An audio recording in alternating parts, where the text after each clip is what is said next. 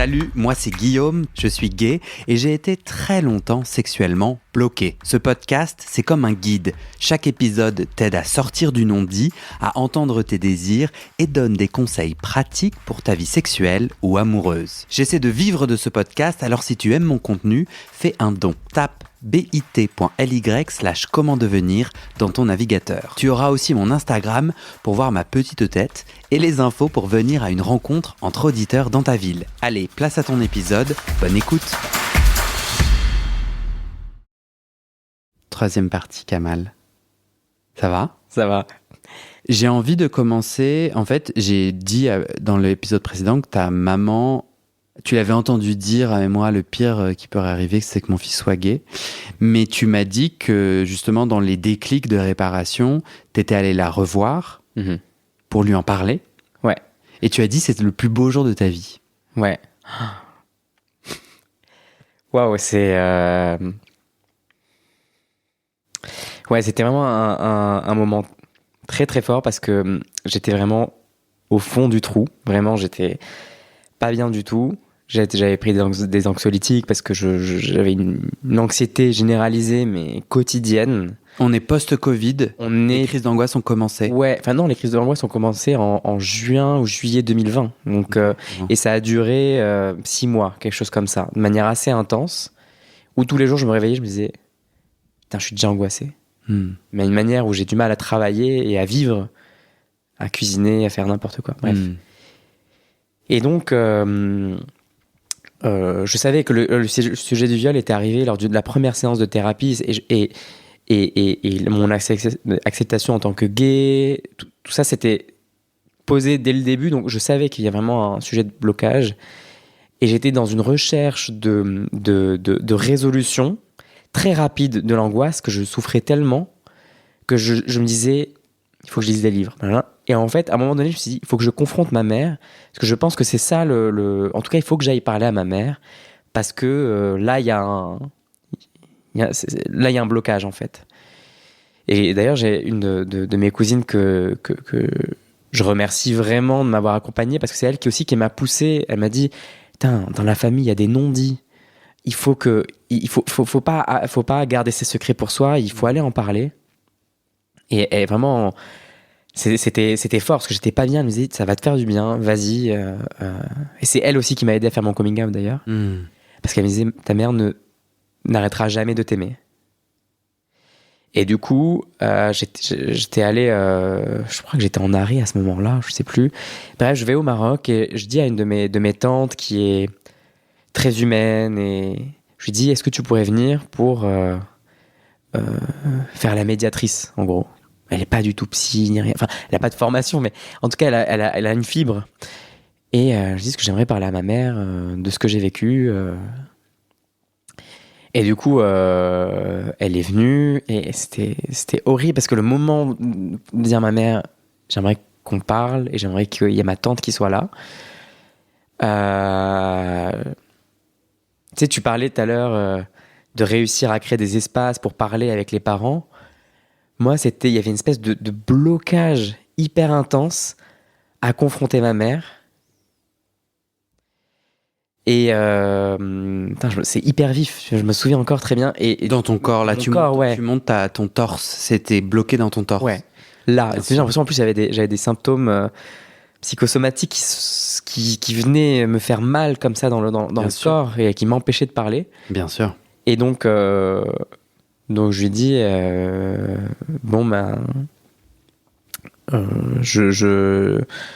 tu te souviens du viol, et je crois qu'à ce moment-là je lui dis mais tu sais qu'il y en a même eu un deuxième dans la maison de machin et de telle autre maison et du coup je crois qu'elle a même pas voulu écouter tellement ça lui faisait du mal. Et je lui disais mais maman, tu crois que enfin voilà, je te dis, si je vis tout ça aujourd'hui, c'est parce que j'ai subi ces viols et là j'ai commencé à limite hausser le ton et à être en colère. Tu parlais de colère, d'ailleurs j'avais oublié que là il y avait vraiment de la colère qui s'est exprimée, où je disais mais tu crois que je faisais quoi dans la chambre tout seul toute la journée quand j'étais ado? Enfin, tu crois que j'étais heureux en tant que gay? Tu m'avais dit d'ailleurs, quand tu avais dit à tes copines quand j'étais petit, que la pire des choses qui puisse arriver, ce serait que je sois gay. Et j'avais tout déballé en mode genre, maman, il faut que tu écoutes que c'était pas joyeux en fait d'être gay ado au Maroc, d'autant plus d'avoir été violé. Et je crois que c'est à ce moment-là, non, c'est peut-être avant qu'elle avait dit que c'était l'épisode de la douche, mais en tout cas, enfin, on s'est mis à pleurer. Et d'ailleurs, un truc qui était marrant, je disais, mais moi, j'aimerais pouvoir me marier avec mon copain, que tu sois là, que la famille soit là. Peut-être qu'un jour, je ferai une GPA. T'étais déjà avec ton copain à l'époque? Ouais. C'était en 2020, là, à ce moment-là. Donc ça faisait 5 ans. Et elle me disait, ah mais si tu fais une GPA, il faut que ce soit ton sperme. Donc en fait, ma mère, ce qui lui importait dans l'histoire, c'était qu'il y ait une descendance et que ce soit la mienne et pas celle de mon copain en fait. Et je me suis dit, c'est quand même... Je trouve ça un peu maladroit, mais très mignon aussi. Très beau, parce que en fait, dans toute cette histoire de souffrance, il y a quand même un compromis, c'est que tu sois papa et que ça soit ton sperme, quoi. Parce que sinon, elle a réagi comment sur le moment? Elle pleurait. Et je pense qu'à un moment donné, elle essayait de se justifier, mais je me souviens pas très bien. Je crois qu'elle a essayé de se justifier en mode... je sais pas. C'est parfois tu oublies un peu les... Bien sûr. Je me souviens pas très bien. Mais... j'ai soudainement beaucoup d'empathie pour ta maman. Et en fait, très récemment, j'ai eu une violente dispute. Enfin, elle n'était pas du tout violente physiquement, mais en gros, qu'est-ce que je peux raconter? Non, si je peux. Mon copain m'a reproché quelque chose. Et c'est la première fois... Et c'était il y a très récemment, donc je m'en souviens de ouf. Et je me permets de faire un parallèle qui est pas, c'est pas le même sujet et tout, mais ce que je veux dire, c'est que j'ai perdu mes moyens. C'est mon métier d'écouter. Je me souviens me mettre à me justifier, à être extrêmement agressif, défensif, offensif. Il disait finalement, et puis après, je me suis effondré. Donc ce qu'il disait, c'était vrai. Et il me reprochait, mais je me connecte en fait soudainement avec ta maman sur cette incapacité à écouter un truc qui est trop dur. Et du coup, tu deviens débile. Enfin, tu perds tes moyens, quoi. Tu perds complètement tes moyens. Et moi, je me suis mis à pleurer, j'étais paralysé, comme ça m'est rarement arrivé, pour après, en fait... il y a eu en fait, au bout d'un moment d'échange, un moment donné, j'étais là, ah, ça y est, j'ai compris. Genre, et soudainement, tout s'est aligné d'un coup, où j'étais là, genre, ah ben bien sûr. Et il a fait que répéter ce qu'il disait et tout. Ouais. Et est-ce que ta maman, elle a eu ce même temps un peu d'atterrissage et après, la conversation a pu continuer peut-être le lendemain? Non, on n'en a plus jamais parlé. C'était juste 1 heure alors? Ouais, ça a duré, peut-être même pas. Moi, j'ai l'impression que ça a duré des plombs, mais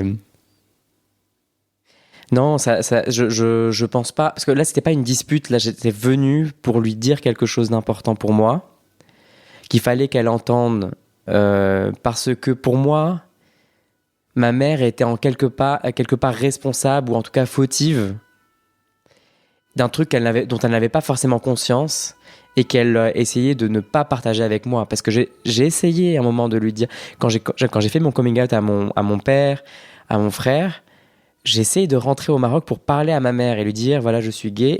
Et en fait, elle savait que j'allais lui annoncer ça et elle fermait la porte. En fait, elle voulait pas parler de ce sujet. Et là, je me suis dit, mais en fait, là, on va arrêter de fermer les yeux et on va parler. D'autant plus que là, c'est moi qui souffre.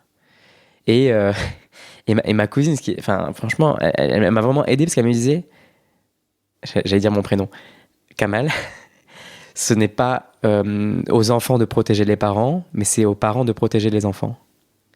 Et là, je me suis dit, putain, en fait, oui, je pense que là, je suis en droit de lui dire des choses que ma mère n'a pas voulu entendre pour me protéger, en fait. Je souhaite attribuer un bonus de 50 points à ta cousine. Tu pourras lui communiquer. Bonus de points de vie. Non, mais chouette. Vraiment, les gens... En fait, on peut s'entraider, hein, je trouve. C'est assez fou. Elle a pleuré. Elle a dit cette phrase, si tu fais une GPA, je veux que ce soit ton sperme. Elle a dit d'autres choses? Non. J'ai pas le souvenir vraiment de ce qu'elle m'a dit, en fait. C'est horrible, j'ai l'impression que c'est un moment tellement précieux et j'ai même pas pu tout écouter, tout savoir. J'ai l'impression que je limite... faudrait limite que je reparle avec elle. Ouais, et pourquoi et sauf que c'est ce que tu disais dans l'épisode précédent, c'est que en reparler, c'est trop dur, quoi. Ouais. Parce que elles vont à nouveau. Je trouve ça vraiment très injuste, quoi. C'est-à-dire que toi, dans ta libération de parler, t'es interdit par des personnes qui du coup ne peuvent supporter. Ouais. Et toi, tu parles. C'est pas un peu injuste? Si, c'est injuste. Et tu vois, enfin, le blocage d'en parler est tellement fort que pour moi, ça fait totalement lien avec le fait que j'ai l'impression que ma mère ne m'accepte pas totalement, ou en tout cas que ça va trop la faire souffrir. Que je sois gay. Et du coup, le fait de ne pas pouvoir lui en parler, de ne pas avoir suffisamment d'assurance, ou en tout cas que ça me coûte. Tu vois, je pourrais dire, bon, ça l'a fait souffrir. Bon, moi, je suis assez grand, j'ai grandi et tout, donc pas besoin de lui en parler. Mais en fait, j'aimerais pouvoir lui en parler, mais j'y arrive pas parce que j'ai pas envie de la faire souffrir. Et pour moi, l'impression que j'ai qu'elle peut rejeter une partie de moi, c'est trop douloureux, ça m'inhibe encore un peu. Mais c'est déjà le cas.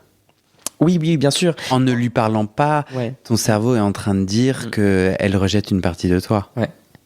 Donc le pire est déjà arrivé. Ouais. Alors qu'avec mon père, c'est pas du tout le cas. C'est vraiment avec ma mère que ça s'est vraiment cristallisé. Ils sont encore en couple ensemble? Ouais. Donc ils se parlent? Sur ce sujet, c'était très compliqué. Et mon père, le pauvre, il me disait, j'essayais de parler à ta mère, mais elle veut pas m'écouter. Quelle a été la réaction de ton père qui t'a fait du bien? Mon père m'a dit quand je lui ai fait mon coming out, mais de toute façon, je l'ai toujours su, il n'y a aucun problème. Et ce qui m'a fait énormément de bien, c'est que il s'est presque battu, en fait, pour faire en sorte que ma mère m'accepte. Et du coup, il a fait une espèce de lobbying, ou je sais pas, mais en tout cas, il a parlé à ses frères et sœurs, les frères et sœurs de ma mère, pour faire en sorte qu'ils lui parlent, pour qu'elle puisse m'accepter. Ma belle-sœur a aussi essayé de parler à ma mère. Enfin, tout le monde, mes cousins, cousines, tout le monde s'est allié avec moi pour essayer qu'elle se débloque, en fait. Ces parents de la génération qui va pas chez le psy.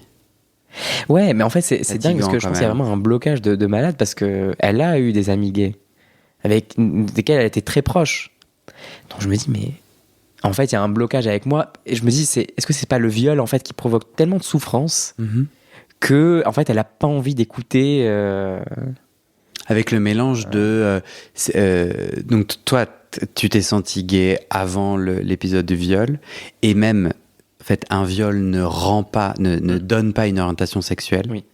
Mais il y a encore plein de gens qui le pensent. Et peut-être qu'elle le pense, peut-être que tout se mélange dans sa tête. C'est ça que tu veux dire? Ouais. Si ça te va, on change de sujet. Enfin, on est toujours dans l'univers, ton univers. Il y a quelque chose qu'on n'a pas du tout abordé depuis le début de cet échange. C'est ta sexualité. C'est bizarre, mais on a un peu... Enfin non, c'est pas bizarre. On en a parlé un peu, mais pas tout à fait. il y a... tu m'as dit quelque chose qui m'a frappé. Tu m'as dit... Non, je peux pas te dire directement comme ça, c'est trop violent comme entrée en matière. Comment... j'ai le préjugé, j'ai entendu dire que des violences impactent nos sexualités. Toi, du coup, comment est-ce que tu as navigué ta sexualité avec ton copain une sexualité assez nourrie quand même, parce que tu dis elle est plutôt fréquente, régulière et tout. Est-ce que tu as eu l'impression que tout ça, volontairement je dis, hein, mais tout ça dans une grosse boîte, a impacté tout ce que tu as vécu, tout ton cheminement? Est-ce que ça impacte ta capacité à être sexuelle avec ton copain? Ou pas du tout? Tu as des rapports sexuels?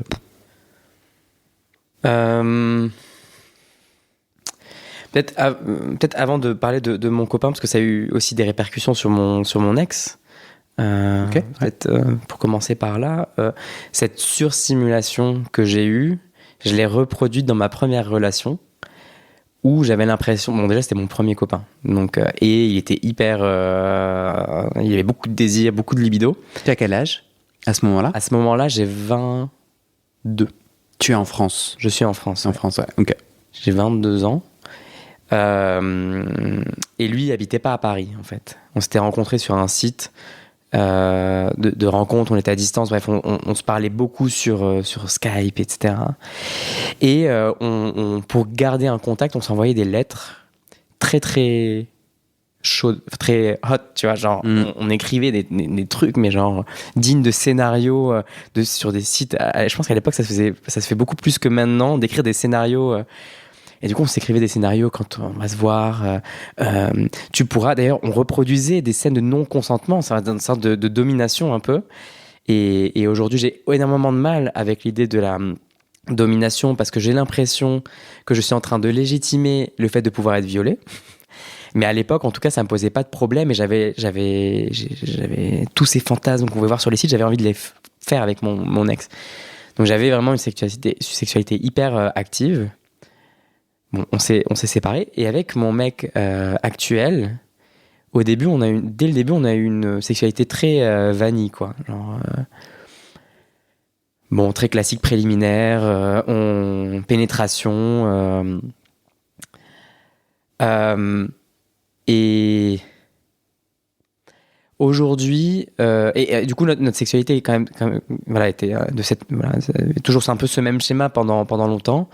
Et aujourd'hui, j'ai l'impression d'avoir dépassé cette phase-là de surstimulation, tu vois. Depuis je suis avec mon mec, ça n'arrive plus. Je suis plus dans une représentation de porno qui m'a beaucoup nourri quand j'étais ado.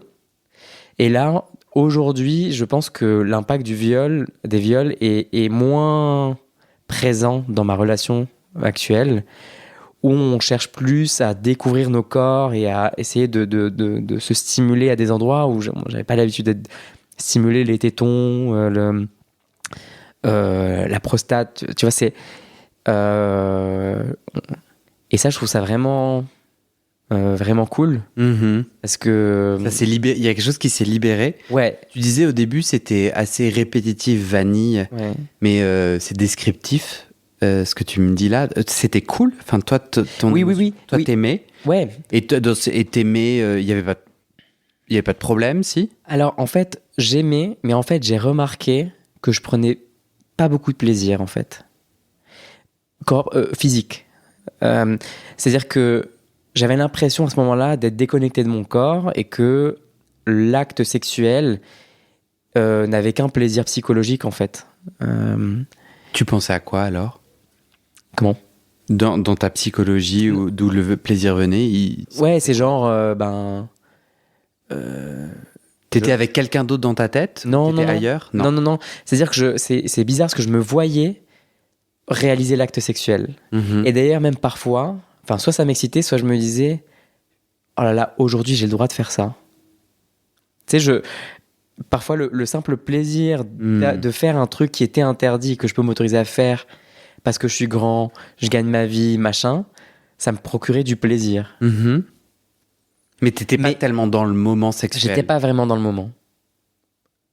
Tu m'as dit que ça pouvait, que tu avais eu des blocages à la pénétration, à être pénétré. Mhm.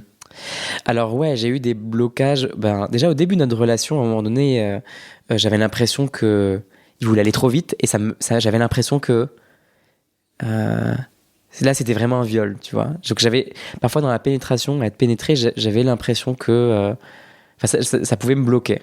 Ça veut dire, tu avais donné ton consentement, tu avais envie, mais les allées et venues du sexe dans ton anus, au bout d'un moment, te faisait ressentir pas bien. Ou même au début, tu sais, d'avoir l'attitude un peu je vais te baiser, tu vois. Que ton mec pouvait avoir. Que mon mec avait pu avoir.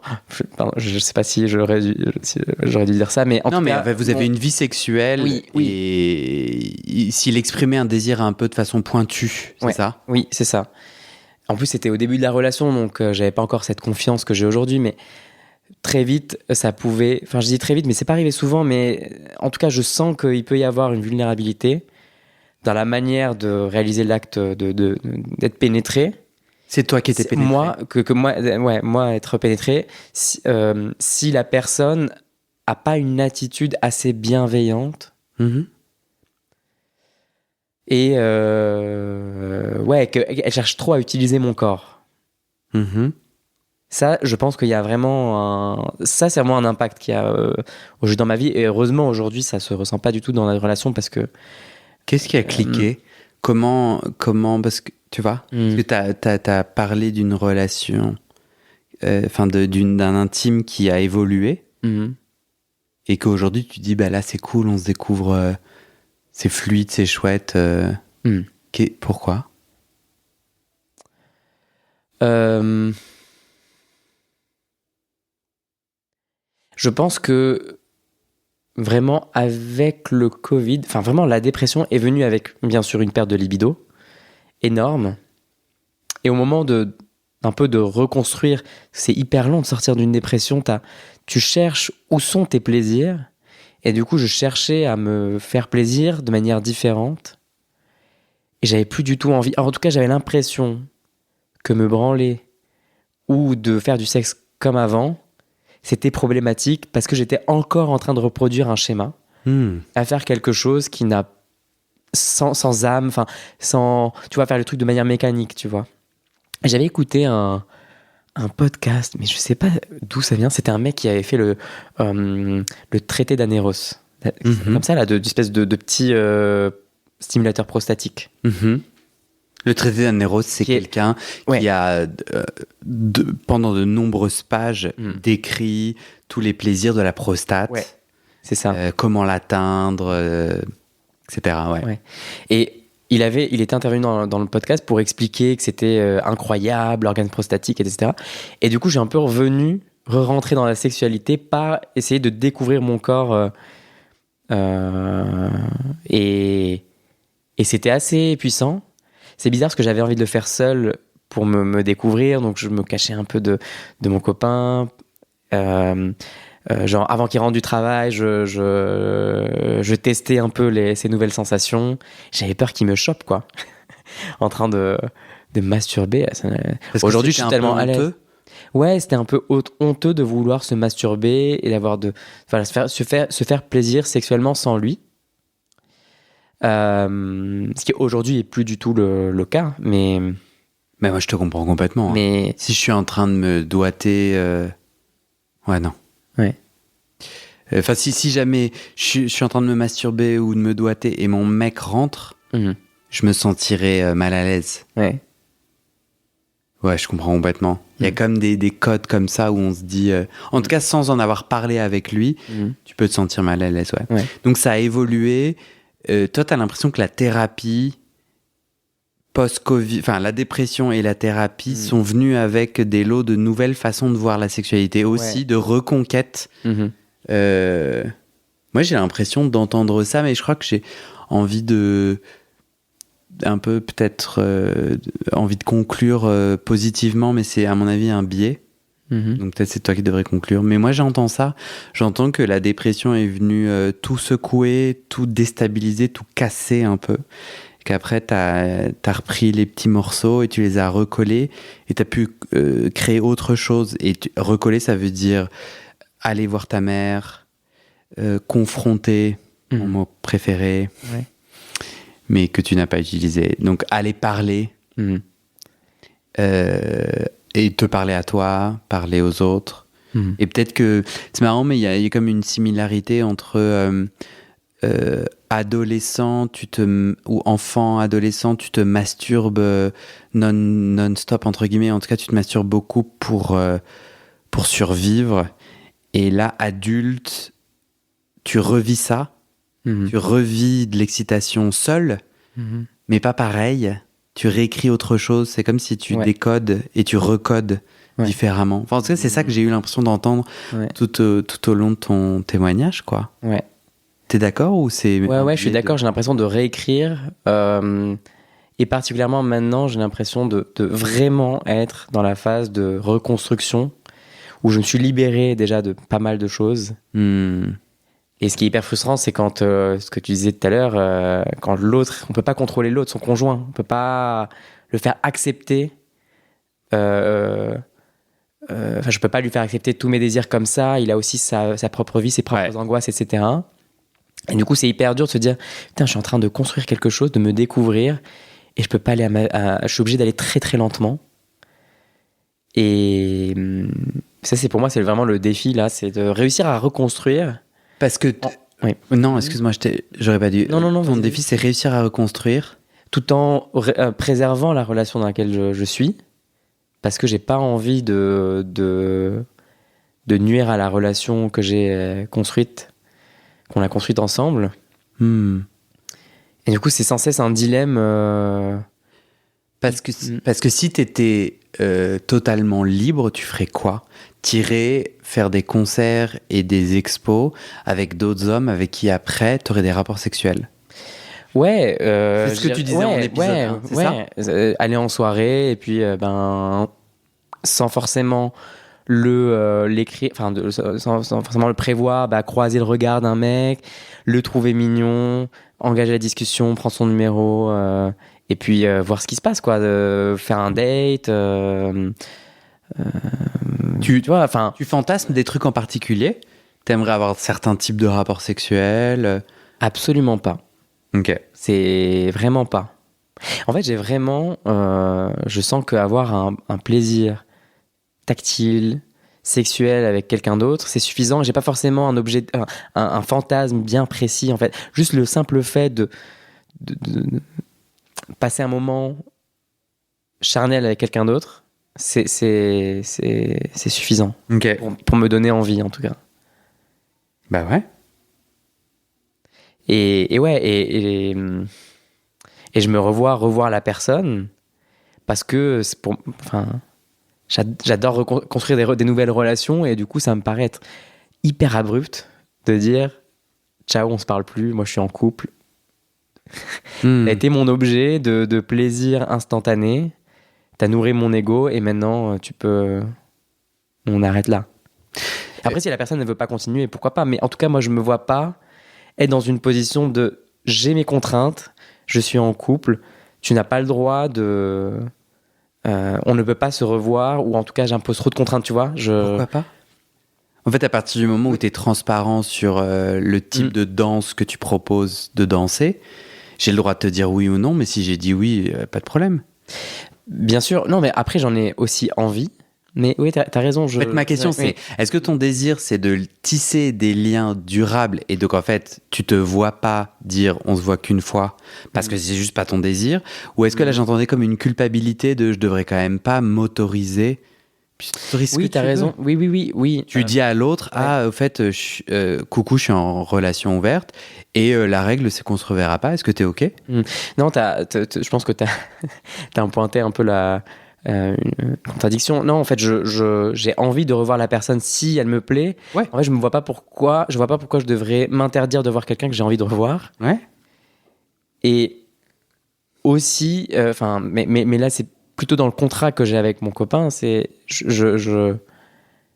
la double peine en fait. J'ai l'impression de ne pas moi assouvir mon désir de revoir la personne. Ouais. Et en plus, possiblement de faire du mal à l'autre personne, parce que moi, dans ce genre de cas, je suis hyper ambigu. C'est-à-dire, je dis à la personne, ah, t'es super cool, j'ai envie de te revoir, mais je peux pas.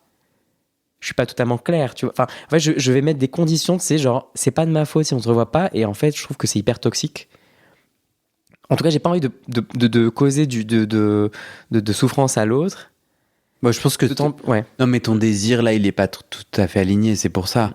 Mais en fait, t'es pas débile, tu vas pas jouer avec les. Enfin, si tu ne souhaites pas jouer avec les gens, tu le feras pas. T'as pas besoin n'aie crainte. Tu vois, si t'es aligné dans ton désir et heureux des règles du jeu, qui sont des compromis soit, mais que tu décides, en fait, tu vas pas nous la faire à l'envers en disant t'es une grande personne et tu vas prendre soin et tu vas dire ah ben c'est ça le deal et. Bien sûr, mais c'est que là, j'ai pas réussi jusque-là à dire quel était le deal parce qu'il est en construction. Mais c'est ça et que je suis là en train de dire patiente. Dans peut-être 3, 6 mois, 1 an, ça sera ok, tu vois. Enfin, parce que là, en ce moment, tu dates des gens. Non, mais non. Mais en tout cas, à qui tu dis patiente dans 3 à 6 mois peut-être? Non, là, je l'ai dit à moi-même, je ne l'ai pas dit à lui. Ouais. Mais il y avait un mec que j'avais rencontré à une soirée, on s'était chopé, on s'était échangé le numéro. Et en fait, je l'ai dit à mon copain que je parlais à cette personne en thérapie parce que je disais, là je sens qu'il y a un truc en thérapie de couple. Et parce que j'avais envie que ça avance avec ce mec-là. Je me suis un peu perdu dans ce que je voulais dire. Et oui, donc c'est à ce mec-là, il était super sympa. Il me disait alors, quand est-ce qu'on se voit? Tu veux pas m'envoyer des photos? Je lui dis non, je t'envoie pas de photos parce que ça met mal à l'aise. C'est trop engageant pour moi d'envoyer des photos. Ok, c'est trop nul. Bon, j'espère qu'on va boire un verre. Et en fait, il était assez insistant, pas insistant en mode sympa. Et j'étais en mode putain, genre le feeling est trop cool. Je veux pas gâcher ce moment. En fait, t'as le défi des désirs contradictoires. Et c'est toi qui as les clés, quoi. C'est marrant parce que moi, c'est pas marrant, j'ai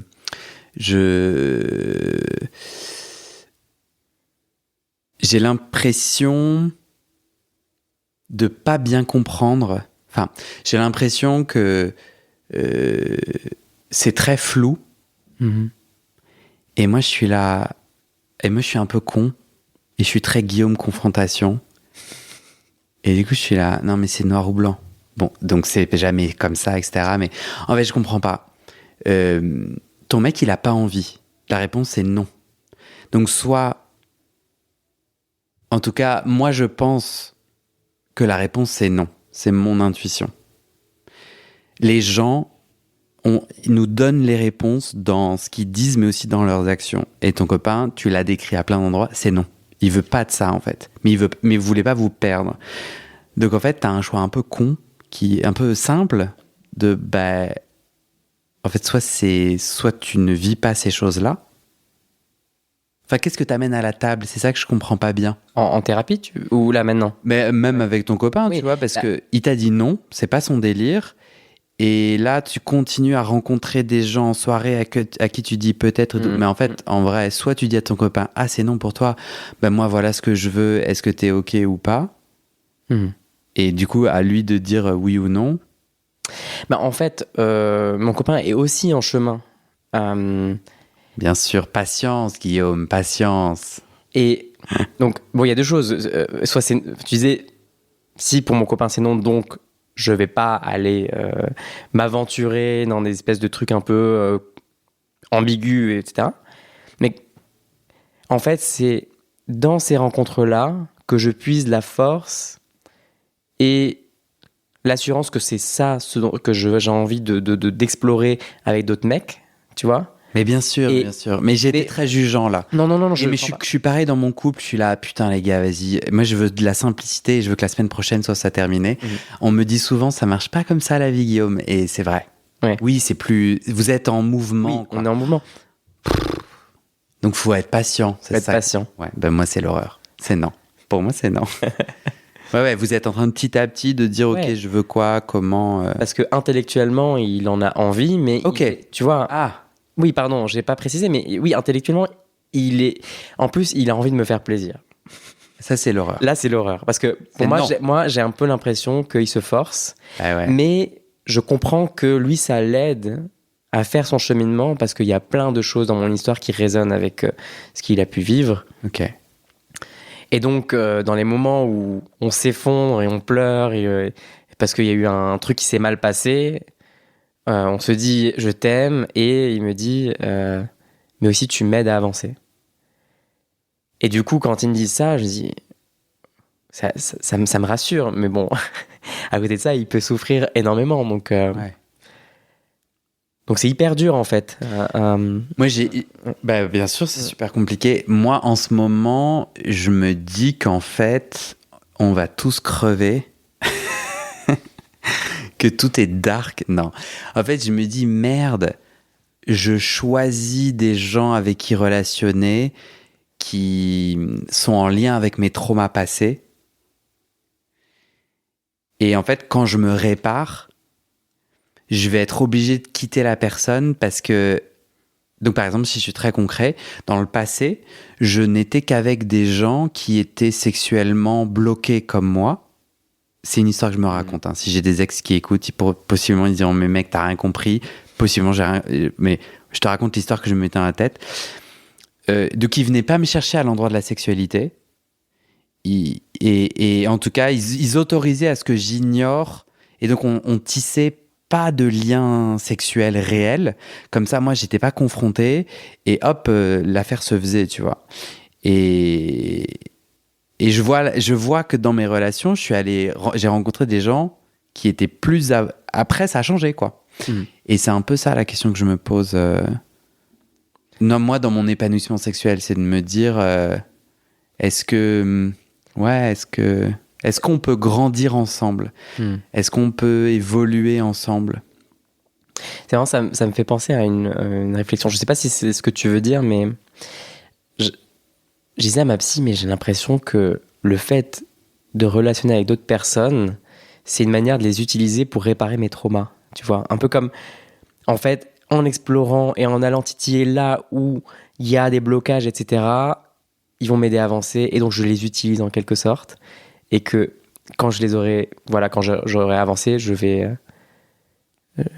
plus besoin en fait de. Bon, c'est une idée qui m'obsède un peu tu as compris tu vois de. C'était bad trip culpabilité. Comment?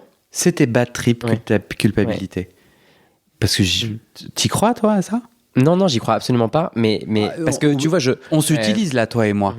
Tu utilises mon podcast et mon temps, j'utilise, tu vois, c'est un peu bizarre cette Donc oui, si on veut étiqueter l'utilisation, oui, on peut, mais tu m'utilises là? En le sens que tu veux dire, bah non, tu vois. Ouais. Moi, j'ai souvent entendu ça dans ton témoignage. T'as des petites sorties de route où tu fais un petit bad trip de culpabilité, où en fait, tu navigues une situation qui est complexe, comme tous les êtres humains, mais il y a parfois des ajouts où tu te poses des questions sur les questions que tu te poses qui sont, je trouve, blessantes. C'est-à-dire, t'as déjà plein de choses à naviguer et tu te rajoutes un « Ouais, mais je pourrais être un énorme connard à utiliser les gens et à leur faire du mal et tout. » mais du coup, ça, je trouve que c'est t'as pas l'impression que c'est un endroit de pensée? Non, mais j'en ai conscience. Parce que t'as pas envie de faire du mal aux gens. Non. Tu vas plutôt essayer de rencontrer des gens et tu vas essayer de dire tes envies, ils vont dire leurs envies, vous allez voir si ça coïncide. Ouais.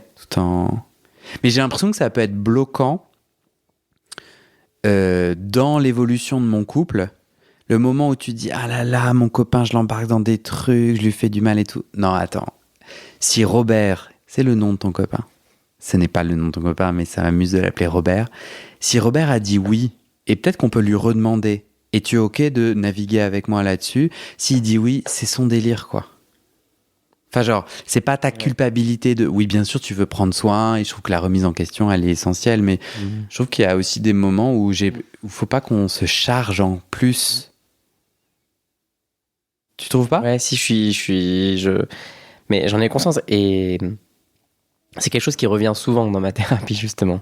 Tu vois, limite de porter sur mes épaules ce que les gens vont ressentir, tu vois, de manière tellement forte que du coup tu penses même pas à toi parce que tu es déjà en train d'anticiper la violence que l'autre va vivre. Réaction traumatique.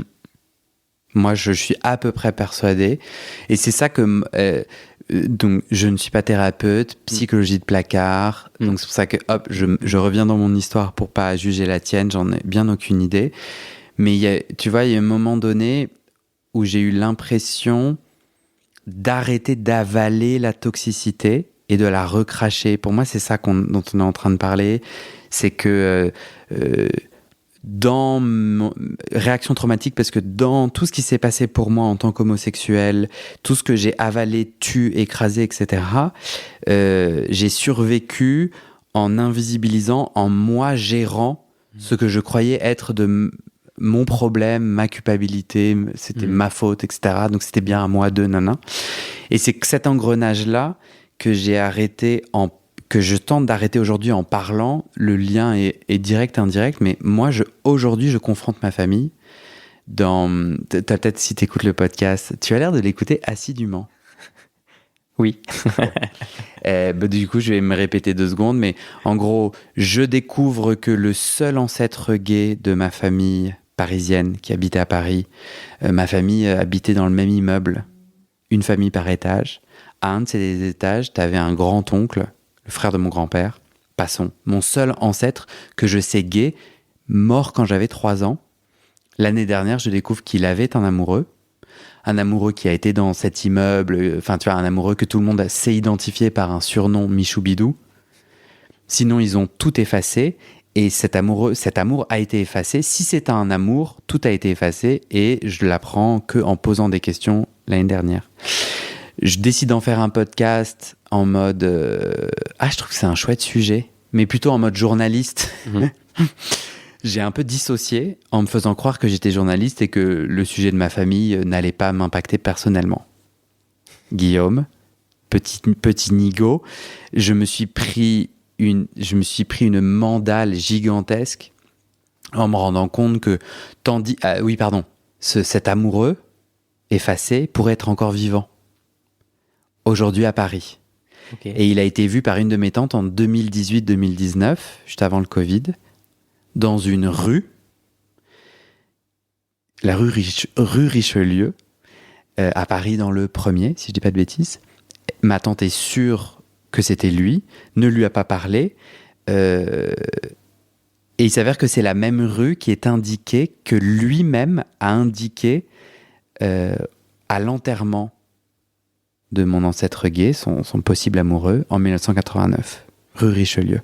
Parce que tu sais, à l'époque, quand t'allais à un enterrement, tu signes un livre d'or pour qu'on te dise si mère d'être venu. Et j'ai retrouvé cette même adresse. Or, ma tante ne connaît pas cette adresse. Bon, passons, on s'en fout. Trop de détails. Mais donc, moi, je me dis, mais je vais faire un podcast pour retrouver. Et je trouve ça trop beau. Ce monsieur, j'aimerais qu'il me raconte son histoire. Possiblement, il était absolument pas amoureux, nanana. Puis en plus, ça me fait enquêter sur c'est quoi d'être homosexuel dans une famille plutôt bourgeoise de mon côté. Bourgeoise, je sais pas si... en riche, qui habite à Paris. C'est quoi et donc, je me mets à poser plein de questions. Et en fait, je me prends des vagues de colère. Ses oncles et ses tantes qui ont habité dans cet immeuble... en fait, ils mettent des mots sur leur homophobie. Ils refusent d'appeler ça de l'homophobie. Et moi, je me mets à confronter tout le monde. Et ça fait... J'ai dit 1 an, mais c'est pas vrai, ça fait 2 ans. Et en vrai, j'ai besoin, mais c'est mon choix, mais de dire, attends. En fait, j'ai toujours avalé... J'étais homosexuel et tout le monde le sait, hein, bien entendu. Je suis un des rares homosexuels qui navigue dans la famille. Et sauf qu'en fait, j'ai découvert mon comportement où j'avalais la toxicité, où en fait, je m'auto-culpabilisais. Et donc, mon comportement, c'était je suis comme les hétéros et j'efface tout ce qui fait de moi un homosexuel, tout mon chemin, j'efface, etc. Et on n'en parle pas. Et donc, tabou. Et donc, en fait, moi, mon enquête fait sortir la famille du tabou. Et en fait, quand tu fais parler les gens, en fait, il y a de l'homophobie à gauche, à droite. Et je leur dis, et en fait, pour la première fois, je recrache cette toxicité. Et je dis, c'est notre problème. C'est quoi ma place dans cette famille ? Puisqu'en fait, quand je vous fais parler d'homosexualité, bah, y en a quand même quelques-uns. Et qu'est-ce qu'on fait de ces quelques-uns ? Comment moi, je peux passer une fête de famille avec quelqu'un qui pense que deux hommes ensemble, c'est quand même compliqué ? C'est genre... Et c'est pas mon problème, les gars. Hein. Si vous voulez que je sois dans cette famille, parce que moi, je suis très connecté avec cette famille, on est très tribal, on est très... Enfin, je trouve qu'il y a vraiment... Je les vois très régulièrement, c'est pas des gens lointains, quoi. Et je veux les confronter à cet endroit-là, quoi. Et ce n'est plus mon problème. Tu vois ce que ce n'est pas à moi. Et donc, c'est là où je me suis rendu compte, ah mais Guillaume, tu leur as jamais raconté. Tu leur as pas raconté les années de harcèlement. Ma tante, tous les propos hétéronormés de les enfants, le couple et tout. Moi, j'ai pu dire à mes oncles et tantes et à mes parents et tout. Non mais les gars, en fait, moi, j'ai pas eu d'adolescence sexuelle. Il faut que je vous explique ce que c'est la PrEP, ce petit médicament pour pas avoir le VIH. J'avais des angoisses gigantesques d'attraper le VIH. Moi, j'ai grandi homosexualité égale sida égale mort. Et vous ne m'avez jamais parlé d'homosexualité. Où étiez-vous ? Donc en fait, si tu veux me poser des questions que tu poses aux autres neveux et nièces sur leur intime, bah moi, je dois te raconter, tu vois. Et c'était très puissant parce que, à part vraiment quelques petits phénomènes particuliers, des gens particuliers et tout, tu peux pas... Principalement, les gens, ils m'ont écouté et ils se sont dit genre, ah ouais, ok. Oui. Mais au début, ils étaient là, non mais qu'est-ce que tu nous emmerdes avec ce Michou Bidou, on s'en tape. Ils comprenaient pas, quoi. Bon, c'était une longue diatribe autour de cet enjeu de, ah non mais j'avalerai plus, moi. J'avalerai plus... Enfin, je veux sortir de ce système que bah, si je suis gay, c'est quand même un peu mon problème, que ça me concerne moi et tout. Non. Et je vais voir ma famille et je leur dis, c'est quoi votre responsabilité ? Moi je pardonne, on peut tout pardonner et tout, mais qu'est-ce qu'on construit ensemble en fait ? Donc c'est quoi les codes hétéronormés ? Est-ce qu'on peut les nommer ? Et est-ce que tu peux comprendre que moi j'ai zéro place là-dedans et que j'ai une place si je joue votre jeu ? Et là, aujourd'hui, je vous annonce que j'arrête de le jouer. Du coup, on fait quoi ? Tu vois ce que je veux dire ? Ouais. Bah après, je parle pas comme ça aux gens. Et en vrai, j'ai plein d'amour. Il y a plein d'amour et tout. Et... Mais il faut avoir le discours bien... Enfin... Ouais. Je sais pas si je suis capable de raconter ce discours-là à mes parents. Mais c'est assez inspirant ce que tu dis, je trouve. En vrai, bah, tant mieux si je t'inspire. Du coup, je vais t'amener comment ça s'est passé. Un des premiers déclics... Je me suis mis à hurler sur ma mère. C'est-à-dire, on a commencé à s'engueuler. C'était au moment du Covid. On habitait du coup tous au même endroit. Et il y a eu un trigger, il y a eu un déclic. Je me suis mis à hurler, c'est-à-dire à crier non-stop sur ma mère qui était à 10 cm de mon visage. Genre un niveau de violence que je ne souhaitais absolument pas, qui est pour moi inacceptable. Genre... ce chemin de libération, pour moi, et je pense pour personne, ne saura être parfait, ne saura être éloquent. En fait, quand on avale le fait d'être homosexuel, d'être PD, certains, tu vois, parlent de l'identité PD, c'est-à-dire tu te réappropries tout ce chemin et tout. Passons, En fait, t'as le droit d'être gay, mais t'as intérêt à être brillant, cohérent, et à faire les formations de tout le monde, et à avaler quand il y a de l'homophobie qui sort ou de la transphobie à table. T'es d'accord un peu avec moi ? Ouais. Donc, et ça, c'est même culturel, c'est-à-dire, t'as intérêt, les homosexuels qui avaient le droit d'être dans le journal ou d'exister au regard public, c'était des Andy Warhol, des gens brillantissimes, quoi. Le gars de l'usine, son homosexualité, il pouvait se la garder, quoi. Il y avait pas de... Si tu brilles pas, sinon, tu vois.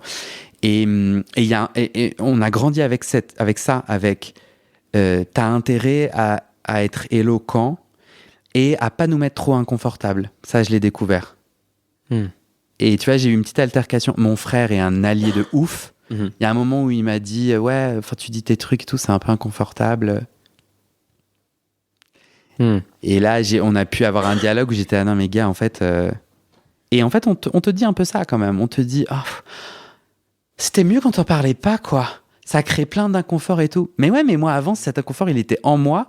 Il créait mes addictions, il créait mes problèmes de santé mentaux, il créait des maladies dans mon corps. Enfin, c'est une réalité, hein, le stress minoritaire et la réalité d'être homosexuel quand t'avales la toxicité. Et j'étais là, mon frère, bah gars, en fait, c'est une réalité, sauf qu'aujourd'hui, elle est au grand jour, quoi. Le dentifrice est sorti du tube. Ouais. Mais c'est pas moi le problème, hein. Et en vrai, il est génial. Et après, il a dit, ah ouais, j'ai dit de la merde.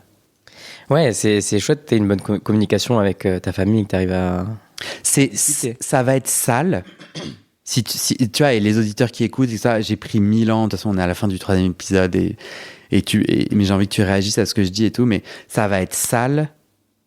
Genre, moi, en fait, j'y suis allé et j'ai fait que de la merde, quoi. Genre mon podcast, du coup, tu te rends compte, j'ai foutu des micros sous la bouche des gens pour les faire sortir d'un tabou familial. Je crois que si je devais conseiller à quelqu'un de comment faire, je lui dirais, ah putain, ouais, moi j'ai fait ça, fais pas ça, j'ai fait ça, fais pas ça. Enfin, j'ai fait ce que j'ai pu, on fait ce qu'on peut, tu vois. Et parce que j'avais tellement peur aussi et tout. Enfin, du coup, et c'est pas grave. Parce qu'après, on peut demander pardon, parce qu'après, on peut construire à partir de là. Ouais. Et puis, il y a peut-être des choses qui seront cassées, mais si les gens essayent pas de comprendre derrière la mauvaise forme, c'est peut-être aussi de leur responsabilité, en fait, tu vois. Ouais. Ouais, et ça c'est marrant parce que j'ai déjà essayé de parler à mon frère de sujets un peu problématiques.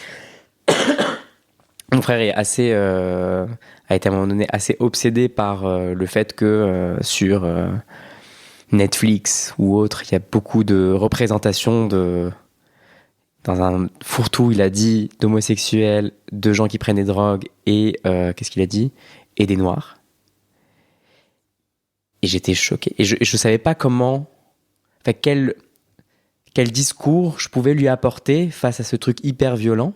Et t'as avalé. Il me concernait. Non, je n'ai pas avalé et je lui ai dit... Mais en fait, je me suis un peu perdu dans le discours. Je disais, mais tu te rends compte de ce que tu dis ? Il y avait mes nièces à côté, en plus ces filles qui étaient à côté. Et je n'étais pas sûr si c'était bien de m'énerver devant leur père. Et j'ai dit, mais tu te rends compte que c'est hyper important de visibiliser des minorités ? Et en plus, la société, elle est composée de ces gens. Donc pourquoi ça te pose problème qu'on mette dans des histoires des gens qui composent la société ? Tu lui as dit qu'il parlait de toi ? Non. J'ai pas réussi à lui dire. Et d'ailleurs, c'est très, très... c'est marrant parce que cette histoire, elle s'est répétée là au Maroc. C'était lunaire parce que du coup, pendant un déjeuner, il y avait une très bonne amie à moi qui était là, qui est noire. Et mon frère a dit, on a parlé à un moment donné, on a dérivé sur Dieudonné. Et moi, j'ai pas eu le courage de répondre à mon frère qui disait à un moment donné, on peut plus rire de tout. C'est un peu ce genre de discours. Et je remercie cet ami qui a pris la parole et qui a dit, en fait, quand il parlait des Noirs, il se moquait des Noirs, moi, ça me faisait pas rire. Et ça nourrit la haine et les moqueries des autres enfants. Et après, elle s'est excusée, elle m'a dit, mais je suis désolée d'être intervenue à table. J'ai dit, mais merci, parce que moi, j'ai pas encore trouvé le courage de confronter ma famille. Je l'ai fait quelquefois. Mon père, sur un groupe WhatsApp de famille, a transmis une vidéo, une photo de Brigitte Macron sous son nom de genre trans. Enfin, qu'elle serait trans. Et j'ai répondu de manière hyper mécanique sur la conversation, papa, c'est pas drôle et c'est transphobe. Enfin, c'est pas vrai et c'est transphobe. Enfin, parce que c'est quand même utilisé par des gens qui sont plutôt, je pense, pas très pro-trans. Et je sais même pas ce qu'il a dit, mais et du coup et après j'étais hyper stressé. Je me dis, je suis allé confronter mon père sur un sujet déjà, je pense qu'il le dépasse. Et en plus, mon père, il a même pas réalisé ce qu'il faisait. Quoi. Oui, bah oui, parce qu'ils sont en impunité. Mais moi, j'ai rien contre les hétéros. Ouais. J'ai des très bons amis hétéros. Non, mais tu vois, moi, mes petits hétéros, là, j'ai envie d'avoir plein d'amour et tout. Pour moi, j'ai grandi avec la peur panique que le lien se brise lorsqu'ils sauront que je suis gay, différents, tapette, PD, c'est pas bien, j'ai grandi, on n'a pas arrêté de... J'étais entouré, donc soit dans un tabou familial qui n'a jamais mis de mots sur l'amour homosexuel, donc une espèce de fausse neutralité très péjorative, en gros, le sous-entendu à un enfant qui grandit dans une famille où c'est tu, c'est que, enfin, ce qui n'est pas dit, c'est qu'il y a un problème, ou c'est que c'est pas bien, enfin, genre, les trucs cool, tu en parles. En plus, quand c'est des sujets d'amour. Donc, soit tu es dans le silence, soit, et le reste de la société, tu as grandi à peu près au même moment et tout. Donc, en fait, il y a un vrai danger, et la survie fait que je ne peux pas challenger le lien. C'est mon point de vue que je te partage là. Challenger le lien est trop grave, trop compliqué. Et moi, ce que j'ai découvert là depuis que j'ai commencé cette enquête et que j'ai challengé les liens, c'est que je me l'interdisais en fait. Donc le moment où il y a une violence qui m'est faite par une boutade d'un hétéro à qui j'ai jamais dit qu'il parlait de moi et que c'était très violent parce que j'ai avalé comme un débile, le moment où je me mets à pleurer, le moment où je me dis je vais quitter la table là parce que c'est trop dur pour moi, en fait la personne a enfin accès à la réalité de son geste et peut décider ce qu'elle veut. Mais en tout cas, moi ça m'apaise parce que c'est plus moi qui tout seul porte, et un nouveau lien peut se créer. Je peux dire, c'est pas possible en fait. C'est pas possible. Après, tu vois, on peut s'engueuler en famille. L'idée, c'est pas que les gens soient 100% d'accord avec moi, avec ma démarche, je m'en tape et tout. C'est juste de conscientiser, tu parles de moi. Si à table, je t'insultais en tant qu'hétéro, tu serais en PLS, bon, t'es en train de faire ça, juste, il y a un point de désaccord, on peut en parler et tout, mais genre, c'est violent, ça me fait du mal. Voulais-tu me faire du mal ? La réponse, souvent, c'est non.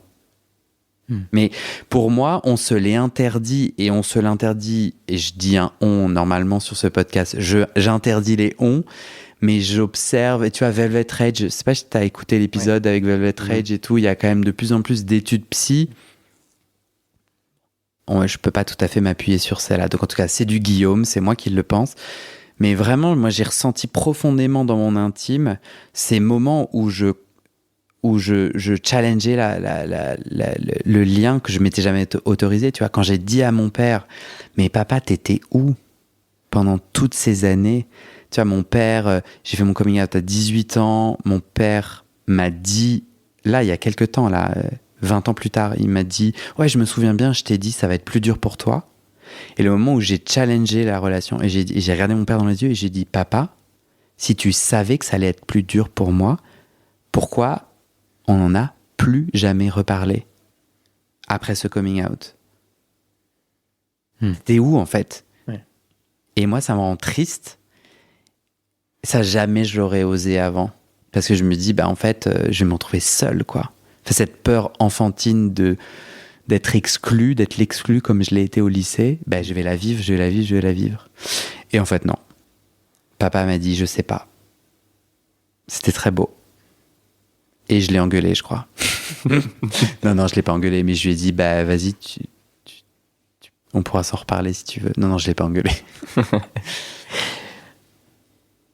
Je me dis, pour une génération d'avant, savoir comment aider, enfin, je sais pas. En tout cas, moi, dans ma famille, il n'y a pas une culture de la communication sur un registre un peu intime, presque psy, à savoir est-ce que tu te sens bien. Tu vois, c'est pas ce genre de vocabulaire qu'on utilise. Mais du coup, c'est pas ça mon enjeu. C'est pas genre, tu es coupable de ne pas avoir été une personne parfaite, prouve-moi que sais-je. C'est de dire, t'es d'accord que c'est pas ça qu'on est en train de dire. C'est de dire, je ne suis pas responsable de tout ça. Ça te met mal à l'aise, ça me met mal à l'aise, mais au moins c'est sur la table. J'ai demandé à papa, tu étais où ? Je lui ai pas dit. Et après, bien sûr, en tant qu'adulte, le gars, il a 3 enfants. Enfin, tu sais pas faire avec les enfants. Moi, je joue avec mes neveux et nièces, blablabla. Mon cerveau adulte, c'est l'excuser. Mais c'est pas mon rôle. Donc, je lui demande, t'étais où ? Après, il peut me dire, en fait, j'avais un cancer, tu savais pas. Enfin, il peut me dire plein de choses, il y a pas de problème. Ouais. Tu vois ce que j'essaie de dire ? Et c'était pas genre, putain, t'as pas lu les derniers livres de psy ? Oui. C'est pas... Non ? Mais si. C'est triste. On s'est manqué Il y a un truc qui s'est cassé, c'est triste. Ouais, c'est marrant. En plus, d'ailleurs, ça me fait penser, ma mère me disait systématiquement tu me racontes rien. Est-ce que tu as une copine? Je dis, ah non, pas cette année, l'année prochaine. Parce que là, c'est la seconde, il faut travailler. Ah ouais, mais tu me racontes jamais rien. Et j'avais lui dire, mais pourquoi est-ce que tu m'as pas... oui, et du coup, pardon, je disais ça parce que j'ai l'impression d'être passé à côté de quelque chose que ma mère me demandait qu'il y ait un lien qui se fasse, mais ce lien était impossible. Elle m'a tendu la main, mais selon son modèle hétérosexuel, il fallait que je sois hétéro pour rentrer dans ses sollicitations. Et je suis d'accord, il y a un truc qui a été manqué. En tout cas, je parle pour moi et je pense pour toi aussi. J'avais dit un jour à ma psy, j'aimerais bien pouvoir reconnecter avec mes parents. Parce que j'ai senti qu'il y avait des choses qu'on ne s'était pas dites, des choses qu'on n'avait pas partagées ensemble. Ça fait vachement écho à ce que tu dis. Moi, je crois qu'il n'est pas trop tard. La seule chose que j'ai dû faire, c'est disloquer l'entité mes parents pour voir les deux individus, les deux adultes. Tu vois ce que je veux dire ? Et j'ai entendu que c'était pareil pour toi. Ton père, il y a un lien. Ta mère, c'est plus compliqué. C'est pareil pour moi. Et j'ai vraiment... Enfin, il n'est pas trop tard. Moi, je pense que je suis un énorme privilégié. Parce que... Enfin, je pense que nos cerveaux confrontent quand ils savent qu'ils vont pas mourir. Donc moi, je pense que j'ai le privilège d'avoir senti que j'allais confronter, que j'allais pas mourir, que j'allais pas être coupé, que j'allais pas être interdit, que j'allais pas... Tu vois ce que je veux dire ? C'est pas... Je pense que nos inconscients sont très très au courant de jusqu'à quel niveau on peut pousser pour reprendre de l'oxygène sans mourir. Et je pense que mon cerveau s'est dit, gars, c'est maintenant. Et il a eu raison. Et j'avais plusieurs indicateurs et tout. Et en fait, moi, ma relation avec mon père et mon frère se sont transformées. Et genre, je leur ai demandé d'être sur le podcast. Ils ont dit oui. Et quelque part, tu vois, de profiter des petites avancées. Et puis avec des oncles et tantes, enfin, ça a tout transformé, quoi. Et il y a des gens, et notamment avec ma maman, c'est compliqué, tu vois. Ouais. Mais on a réussi à en parler et tout, mais c'est trop compliqué. Mais du coup, d'aller profiter d'adulte à adulte des petites graines. Et en fait, j'ai l'impression que ça pousse. Et même les gens avec qui ça pousse pas, en fait, c'est tout un système familial que tu bouges. Moi, une fois que j'ai bougé mon père et mon frère, ma sœur et ma mère, ils doivent forcément se repositionner dans un système familial qui a changé à leur dépens, ce qui d'ailleurs peut être violent pour elles. Tu vois ? Ouais.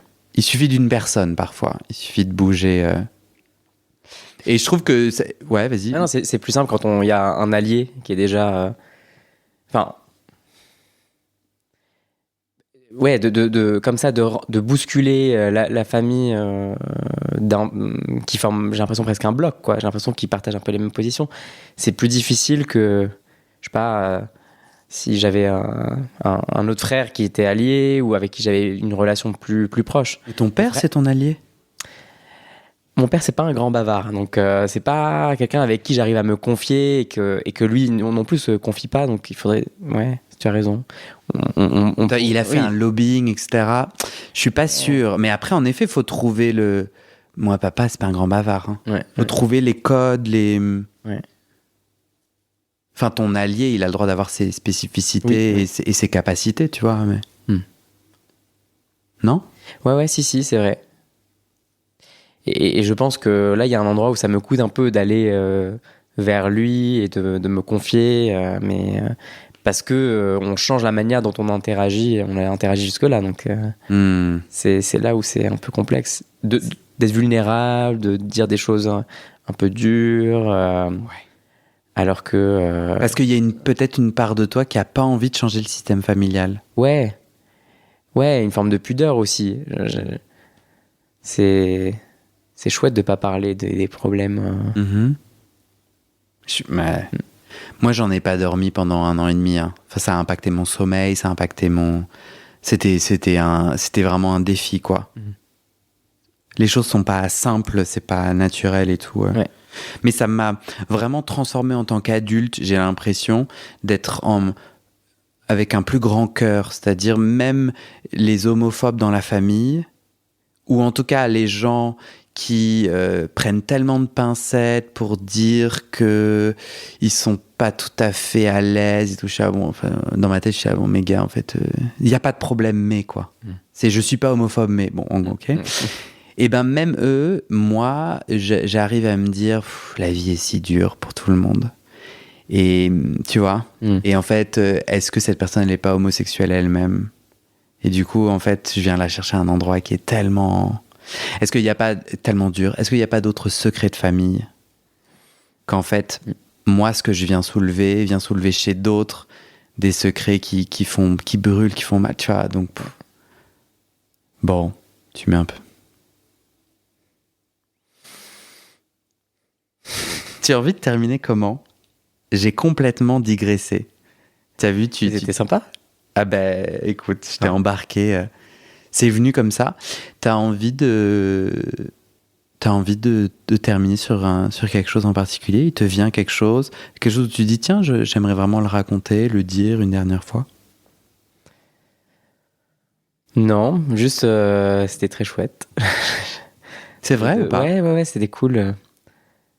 Enfin, j'ai l'impression qu'on a parlé de sujets que j'avais jamais pensé, là. Tout ce que tu disais de parler avec la famille, de déterrer un peu les sujets et de confronter sa famille, c'est un truc que j'avais un peu mis de côté depuis que je suis sorti de la dépression. Et j'ai l'impression que comme s'il n'y avait plus besoin d'avancer, alors que je pense qu'il y a encore du chemin à faire avec la famille. Ça m'a beaucoup inspiré. Donc non, c'était chouette que tu digresses. Ok, bah tant mieux.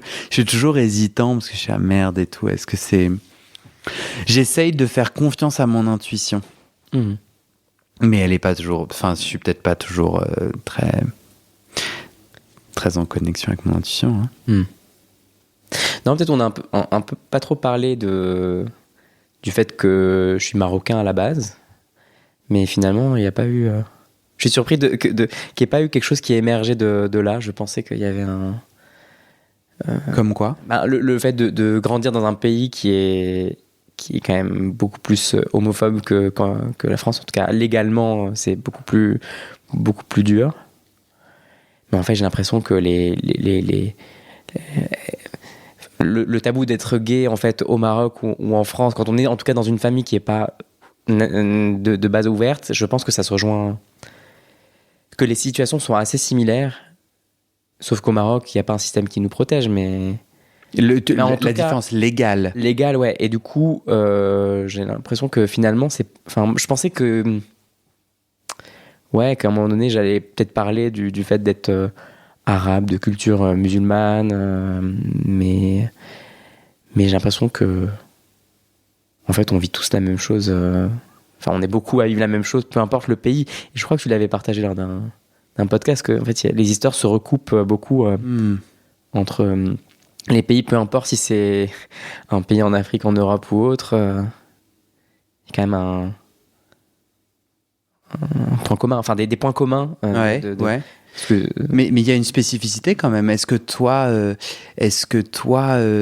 tu te sens en ce moment en train d'allier tes différentes... C'est comme si tu étais une boule à facettes. Je ne sais pas si le terme est très bien choisi, mais tes différentes identités. Et en fait, ton histoire est ancrée dans une culture marocaine que la loi influence. Certainement, les réticences de ta maman sont aussi liées à la culture avec laquelle elle fait, tu vois, dans les bouquins qu'elle lit, la télé qu'elle regarde, ou je ne sais quelle, tu vois, mais puis son entourage. Une loi qui criminalise, ça donne le droit, ça donne raison à une opinion publique homophobe dans laquelle, du coup, ta maman a grandi. Ouais. Et qu'elle a le droit de dire à ses copines, ah, mon fils, s'il était gay, ça serait vraiment l'horreur, alors que...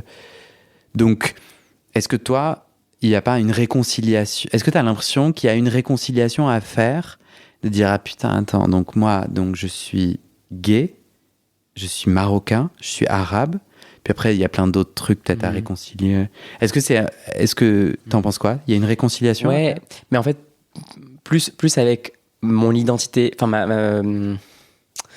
avec mon pays, plus qu'avec ma famille, où je pense que j'ai grandi dans un milieu plutôt privilégié, où j'étais privilégié. Enfin, mes parents sont quand même ouverts. Enfin, dans moi, même si c'était difficile avec ma mère, je connais des personnes qui ont vécu des choses bien pires. C'est ça. Le lien s'est rompu de manière très très Bien forte. Les parents sont beaucoup plus traditionnels. Je n'ai pas vécu là-dedans, mais par contre, je ressens quand même qu'il y a une que je peux pas dire publiquement que je suis gay au Maroc, et que même quand je parle arabe au Maroc, comme j'ai été dans un système francophone, ben on sait que je suis du milieu francophone, et je me sens doublement vulnérable parce que je parle pas l'arabe, un arabe assez j'allais dire de la rue, un truc un peu, tu vois, mon arabe est Terroir. Ouais, terroir. J'ai un arabe très bourgeois en fait, quand je parle. Et en plus, je suis gay, donc en fait j'ai l'impression d'être rejeté d'une autre manière au Maroc, en raison de choses dont je ne suis pas totalement responsable. J'ai pas choisi de pas maîtriser l'arabe, et j'ai pas choisi d'être gay. Et du coup, rentrer au Maroc et pouvoir voyager avec mon copain, ou seul, ou avec des amis, pour moi, et l'idée, le truc, et du coup être en confiance et savoir naviguer, parler, etc., pour moi c'est un défi. C'est un défi, ouais. Un défi pour lequel tu auras besoin d'alliés. Et c'est Guillaume là qui parle, et c'est mon opinion. Pour moi, ce que j'entends, c'est que c'est un chapitre en cours ou un prochain chapitre.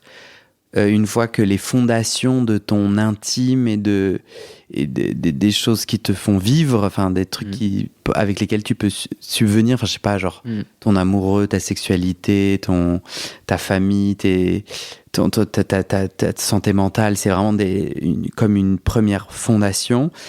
Et moi là, j'entends un premier étage ou un prochain chapitre, et là Guillaume parle, pour lequel j'aurais besoin d'alliés. Et ces alliés, en fait, c'est ton père, c'est ta mère, à qui on va dire bon bah super, on répare, on nettoie. Et alors je fais comment en fait dans l'espace public? Et c'est pas eux qui font les lois, ils peuvent rien faire, vont-ils te dire? Oui mais non. Parce que du coup, en fait, il y a quand même, tu vois, il y a quand même tout un tas de questions qui pourraient être des questions du nous, et pas simplement de toi, Kamal, à toi de gérer, comment tu fais avec ton copain. Tu vois ce que j'essaie de dire? Et je sais que j'en demande beaucoup, mais moi, je crois à l'amour, et j'ai confiance en l'amour, et j'ai envie de croire à l'amour. J'ai envie de vivre dans un monde de bisounours.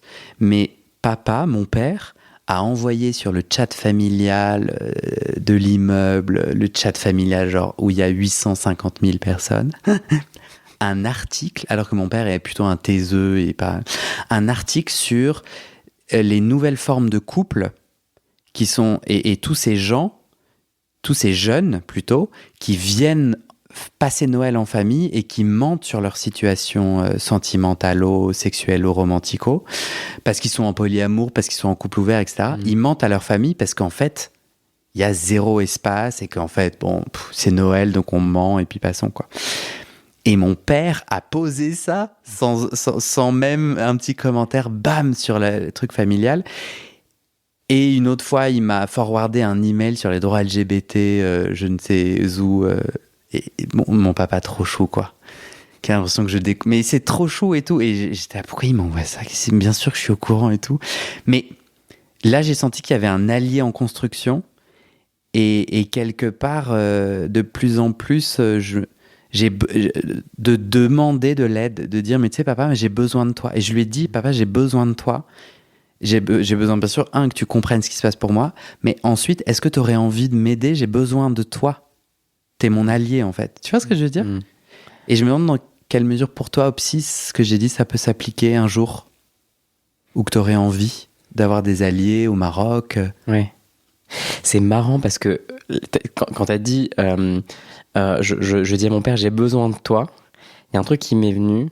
En fait, je me suis dit pendant très longtemps, il faut que je n'ai besoin de personne. Il faut que je sois autonome. Et je trouve ça assez,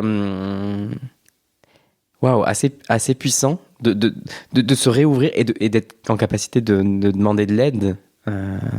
Et sortir de ce schéma de survie où enfin moi j'ai l'impression que j'ai toujours dû vivre seul quoi dans cette question. Pardon, je sais plus c'était quoi ta question. Non, c'est super ce que tu dis.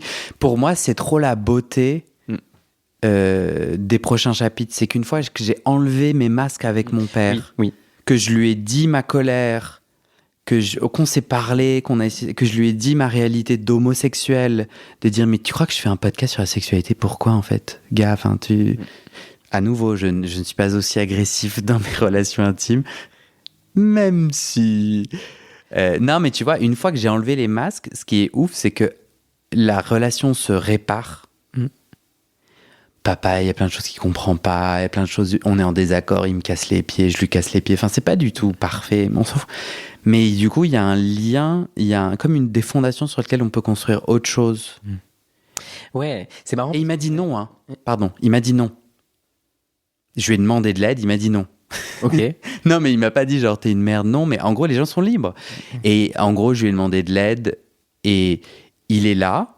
Et il m'a aidé à ses façons, à sa manière, mais c'était un peu genre, non, pas trop, tu vois. Et il y a une autre fois, je lui ai redemandé de l'aide, il m'a dit grave. Enfin, je veux dire, c'est que c'est pas genre bisounours en mode. Parce qu'il y a des trucs qu'il comprend pas, il a pas envie. Enfin, après, j'ai envie de respecter, sans mes masques, j'ai envie d'être à l'écoute de l'autre, d'être dans l'empathie, de voir aussi où cette personne en est, quoi. Ça a beau être mon père, il a ses propres trucs, quoi. Tu vois, Ouais. Je t'ai coupé, excuse-moi. Non, c'est ce que je me disais.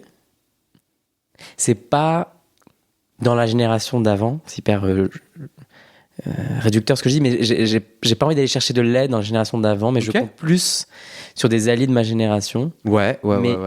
Parce que je suis pas sûr d'avoir la patience et l'envie ou le courage d'aller amener des sujets intimes ou sexuels ou autres trop dérangeants, on va dire, pour mes parents. D'autant plus que je vis pas au Maroc. Donc, mais je trouve ça quand même intéressant de pas ignorer totalement le fait que on peut ouvrir des portes avec ses parents, essayer d'amener des sujets qu'on a toujours gardés pour soi. Franchement, j'espère... on va s'arrêter là. Je sais pas du tout ce que je vais penser de cet entretien. Parce que j'ai peur d'être passé à côté, d'avoir fait de la merde. C'est rare que j'ai l'intuition de me raconter comme ça. Après, tu vois, genre... Là, moi, je vois ton corps, ce qui se passe, est-ce que j'ai capté des trucs... J'avais pas particulièrement, moi, besoin de me raconter comme ça. Enfin, genre, c'est pas, genre, j'espère vraiment pas avoir profité. Je crois vraiment pas. Je ne sais pas pourquoi je l'ai fait comme ça. Et j'espère que je me suis pas trompé, que je t'ai pas empêché.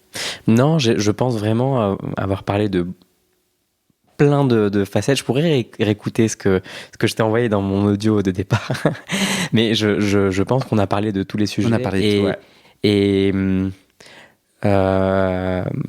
j'ai trouvé cool aussi ce deuxième épisode qu'on puisse aussi c'est plus dans l'échange, j'ai eu l'impression, je sais pas poser beaucoup de questions, mais en tout cas ça a plus les histoires ont fait un peu écho, enfin. Je pense que ouais, j'avais envie de t'inspirer, j'avais envie de te donner des pistes, mais en fait quand tu donnes des pistes, je trouve que tu peux aussi heurter, parce qu'en fait tu es là à donner un peu des pistes, et en fait l'autre c'est tellement pas sa réalité. Non, tu l'as bien fait parce que t'as pas donné, tu m'as pas dit tu devrais faire ci, mais t'as raconté ton histoire, un bout de ton histoire qui a résonné et qui a... Non, j'ai pas du tout la sensation que... Non, que tu m'aies forcé ou... Ben merci. Merci beaucoup. Franchement, c'était puissant, je te remercie. On est fatigué, hein. Ouais. Et en plus, genre, j'avais pas allumé la lumière, donc là, on est dans le noir. Exactement. Parce que c'est pas la première fois que ça t'arrive, je crois, d'ailleurs. J'ai déjà écouté des épisodes. C'est vrai. Mais ouais, waouh, c'est puissant.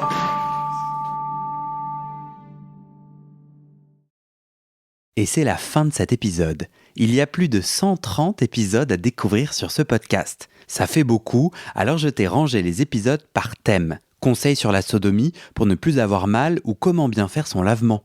Le BDSM, la bisexualité, couple ouvert ou exclusif, le racisme, le polyamour, etc. etc. C'est génial et c'est sur le site du podcast.